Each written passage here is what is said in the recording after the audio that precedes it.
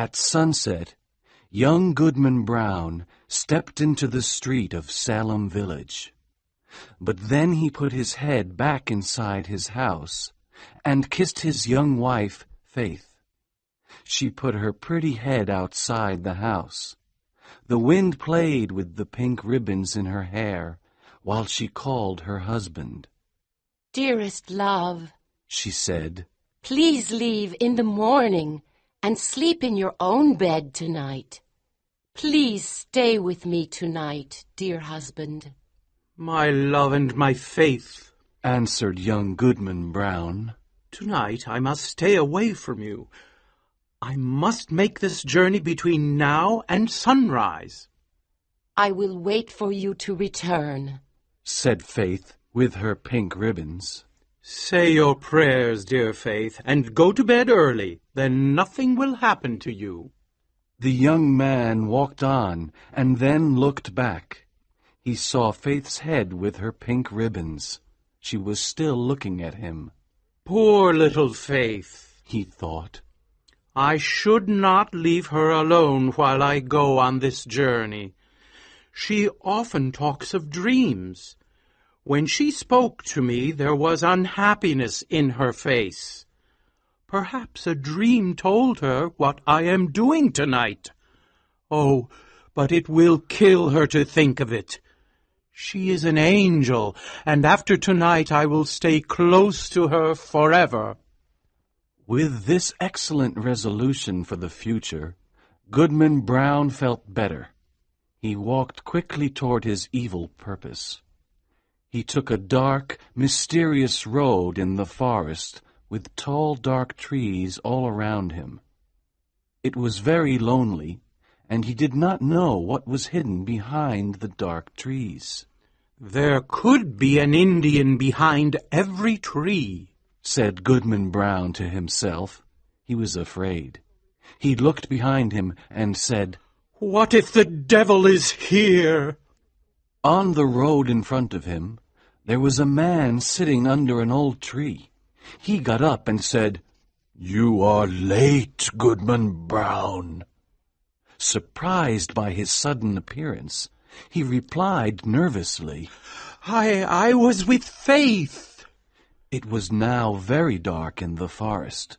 The second traveler was about 50 years old and looked a lot like Goodman Brown. They looked like father and son, but although the older man was simply dressed, he had a certain air of one who knew the world. He would be comfortable at the governor's table or at King William's court.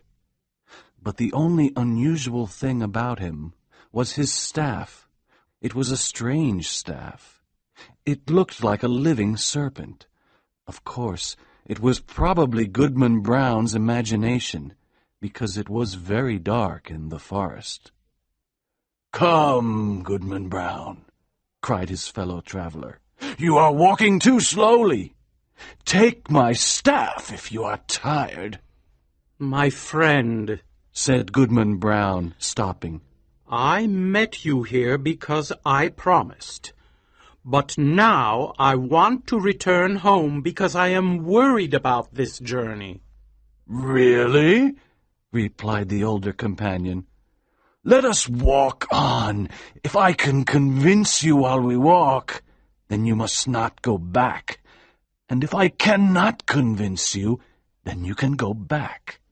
We have just entered the forest." Goodman Brown started walking again. "My father never went to the forest on such a journey, and neither did his father before him. We are a family of honest men and good Christians. I will be the first Brown that ever took this path in the forest, and had such friends, that's what you wanted to say," said the older man. "I have known your family very well. I knew your grandfather and your father. I helped your grandfather when he whipped the Quaker woman in Salem, and I helped him to burn an Indian village. They were my good friends, and we walked along this path many times and returned after midnight. I am surprised that they never spoke about these things, but I can understand why. We are a people of prayer and work, and we do not tolerate evil. Evil or not, said the traveler with the staff, I know many important people here in New England, religious men, government officials, and the governor himself. Really? Cried Goodman Brown. I don't know the governor or government officials, but if I continue this journey, how can I meet the eye of that good old man, our minister at Salem Village? His voice will make me tremble.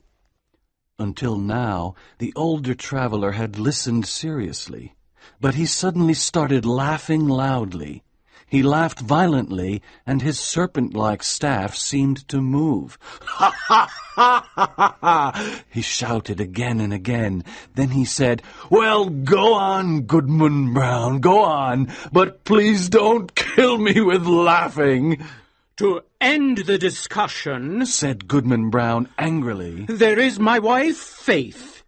It will break her dear little heart. "If that is the case," answered the other, "then go home, Goodman Brown. I don't want anything bad to happen to Faith." On the path in front of them, they saw an old lady who had taught Goodman Brown catechism when he was a child. She was still his spiritual teacher, together with the minister and Deacon Gookin.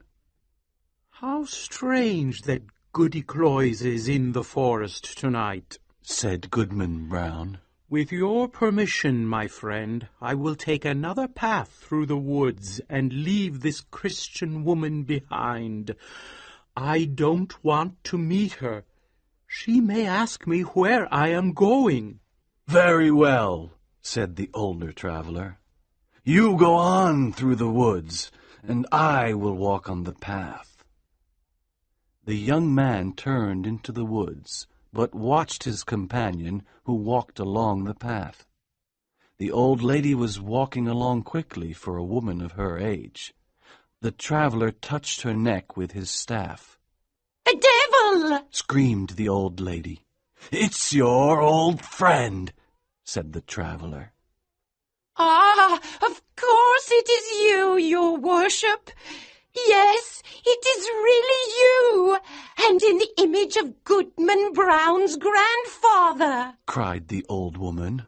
"Well, I was ready for the meeting, but I had no horse to ride on. My broomstick has disappeared. I think the witch Goody Corey stole it, so I decided to come on foot. If you give me your arm, we will be there shortly." "I cannot give you my arm," answered her friend, "but here is my staff." He threw it on the ground, and Goodman Brown thought that the staff took the form of a serpent, but he wasn't sure. First he looked up, and then he looked down, and he did not see Goody Cloyes or the serpent-like staff. All he saw was his fellow traveler, who was waiting for him calmly.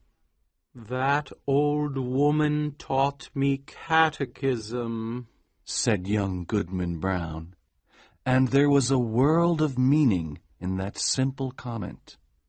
They continued walking in the forest and talking. The older traveler broke the branch of a tree and used it as a walking staff. Suddenly Goodman Brown sat down under a tree and refused to continue. "My friend," he said, "I have decided that horrible old woman can go to the devil if she wants. I always thought she wanted to go to heaven.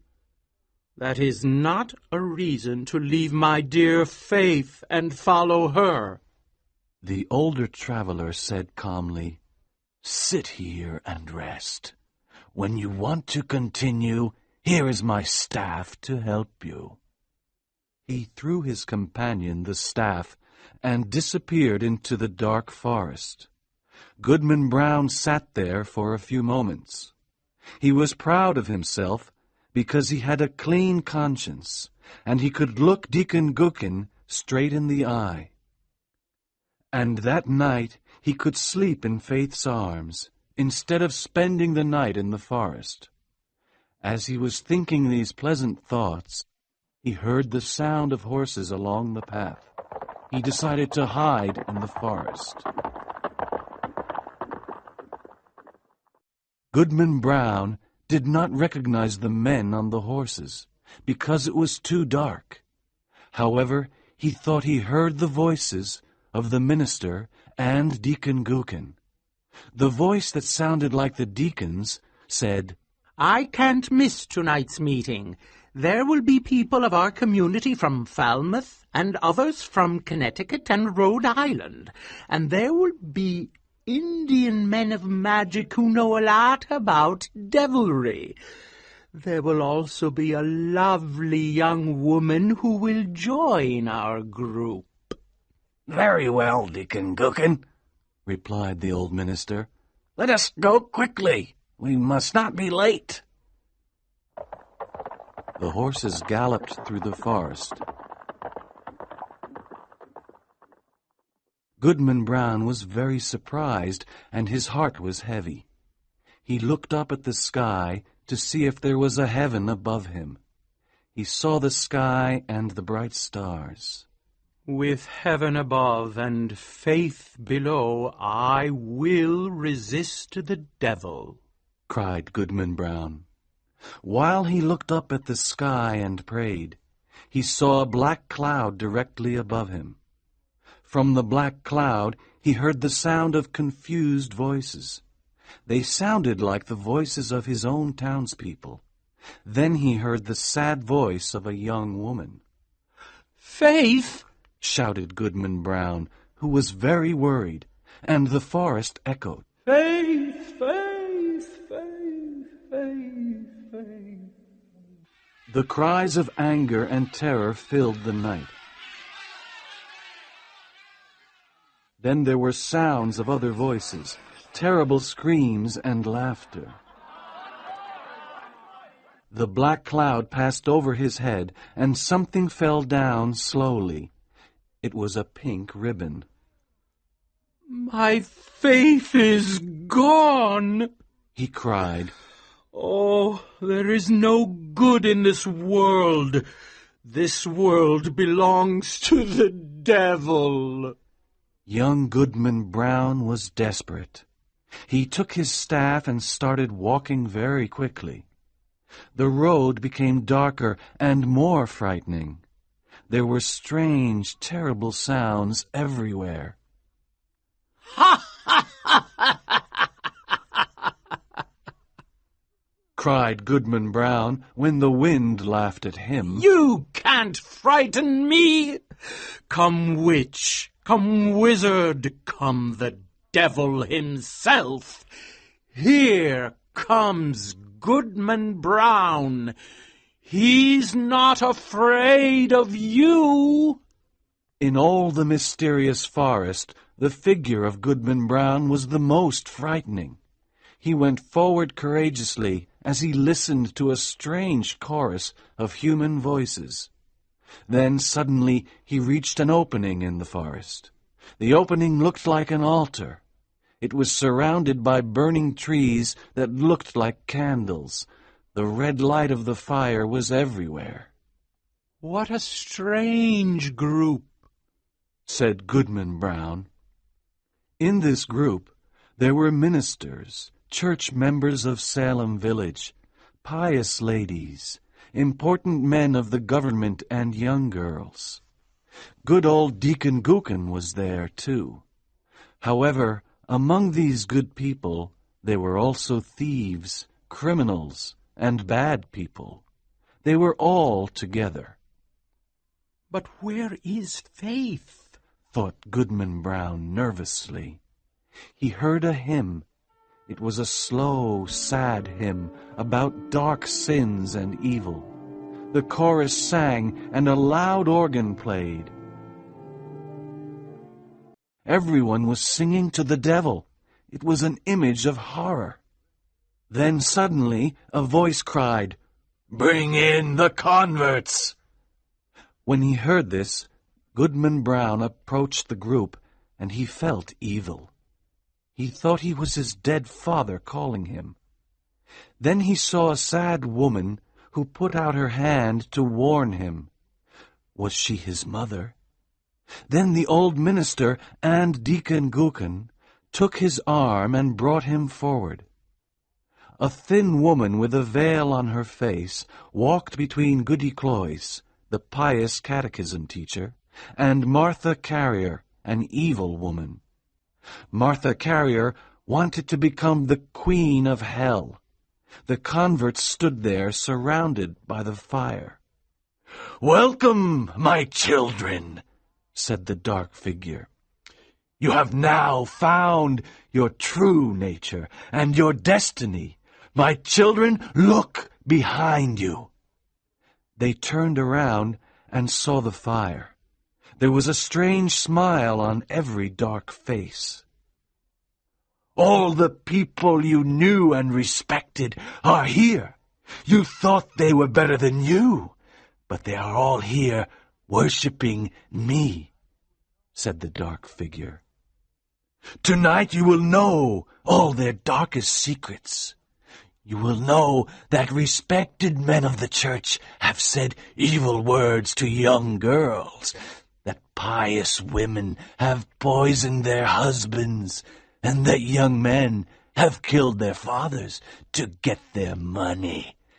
You will understand the mystery of sin and evil. And now, my children, look at each other." They all looked at each other. Suddenly Goodman Brown saw Faith, and she saw her husband. "Remember, evil is the nature of all people. Evil must be your only happiness. Welcome again, my children." "Welcome," repeated the devil-worshippers. Young Goodman Brown and Faith stood among the others. They seemed undecided. Did they want to go on? Goodman Brown looked at his wife, and she looked at him. "Faith, Faith!" cried Goodman Brown. "Look up to heaven and resist the devil." He did not know if Faith obeyed him. After he had spoken, he found himself alone with the sound of the wind in the forest. He was standing against a cold, humid rock. A branch of a tree that had been on fire was now cold and wet. The next morning, young Goodman Brown walked slowly in Salem village. He was a very confused man. He saw the good minister walking near the cemetery and preparing his sermon. Goodman Brown avoided the old man. Old Deacon Gookin was praying, and Goodman Brown could hear his prayers through the open window. "Who is he praying to?" thought Goodman Brown. Goody Cloyce, the pious old Christian, was giving religious instruction to a little girl. Goodman Brown pulled the little girl away. Near the church he saw Faith's head with the pretty pink ribbons. She was very happy to see her husband, and almost kissed him in front of the whole village. But Goodman Brown looked at her severely and sadly, and walked on. Did Goodman Brown fall asleep in the forest, and only have a terrible dream about a witch meeting and the devil? Perhaps, but it was a dream of evil omen for young Goodman Brown. After that strange night, he became a sad, dark, almost desperate man. On Sunday, when the congregation sang a hymn, he could not listen to it. He could still hear the frightening hymn of the night in the forest. At night, he often awoke and moved away from Faith. When the family prayed, he looked at them angrily and turned away. After a long life, Goodman Brown's body was carried to his grave, followed by Faith, his children, and grandchildren. There was a procession with many friends, but there were no hopeful words on his tombstone, because his last hour was very sad and hopeless.